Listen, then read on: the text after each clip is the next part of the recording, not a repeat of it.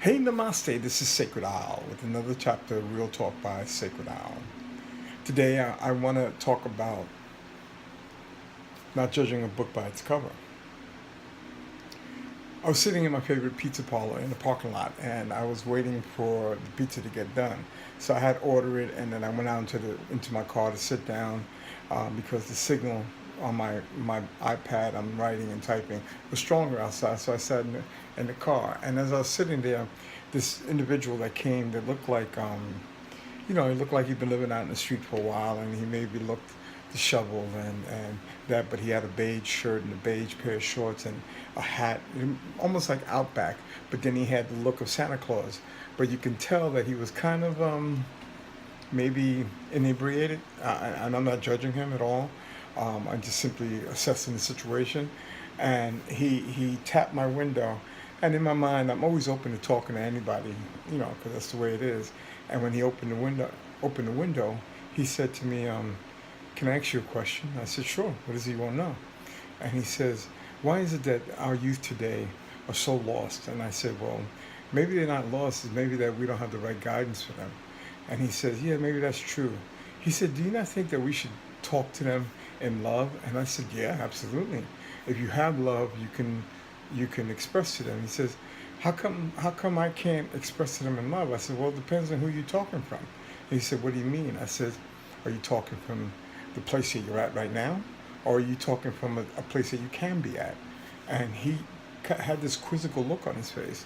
I said, "The place that you're at right now, you're at a place where maybe you don't have the same esteem that you're trying to express to these children, so they don't take the youth and they don't take you seriously, or maybe if you talk from a place of love." And he says, "Yes, love, love, love." And I said, "Yeah, that place of love, then maybe they hear what he said." He said, "So is that why sometimes they hear me and sometimes they don't?" I said, "Yeah, again, it depends on where you're talking from." And he said, "Man, that's great. Man, I love that." And I said, "Yeah, well, I'm glad I could help you." And he then turned around and said, and when he turned around, like he turned around and came back, his whole face changed. His eyes twinkled, and I knew something was different about him. And he spoke with confidence, he spoke with this passion, but he spoke with this clarity. And what I realized is that he shifted. Something stepped into him, that energy of love, because he accepted the process. And I said, "Is there anything else you'd like to tell me?" He says, "Yeah, I have a message for you." And I said, "What's the message?" And he said, something very personal. The message was very, very, very personal. And it was a great message. It's something I really need to hear. It made I started tearing because I needed to hear that message at that time. And as he was giving that message to me, I felt such a connection and such a love for him and such a respect for him.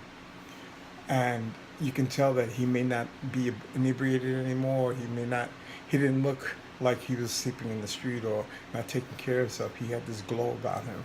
He had this energy about him. And for a moment, as I was listening to the message and as he was saying what he needed to say to me, at the end of his sharing the message with me, he said, "Thank you." And I said, "Well, no, thank you." He said, "No, thank you." I said, "Why are you thanking me?" He said, "Because if it wasn't for what you said, I wouldn't be able to give you what you need to hear just now." I went, "Oh, okay. I'm very good with that." And then I realized, as he pulled away, he gave me a fisted high five, boom, and he did the blow up thing. As he rode away, I realized I just encountered an angel. I just encountered a messenger of God. I just encountered a higher being. And this is what I'm trying to share with you. That this beautiful encounter that I have, I didn't take a minute. I didn't stop for any moment to judge him by his appearance or by how he looked or by how he smelled. I just judged him based on the love that I have for myself. And I use my love to judge him. And I'm asking you out there, how many times have you walked by and put your nose down at somebody? Or how many times you looked by and somebody had a message for you, but because of the attitude you had, you couldn't receive it? Be very aware. A book, sometimes the best books don't have a cover at all. sometimes the best books just have a great message. So I hope this enlightens you. Be loving to our people. Be careful. Be clear. Show respect no matter what they look like and how they feel. And be sure that you know you're connecting with spirit.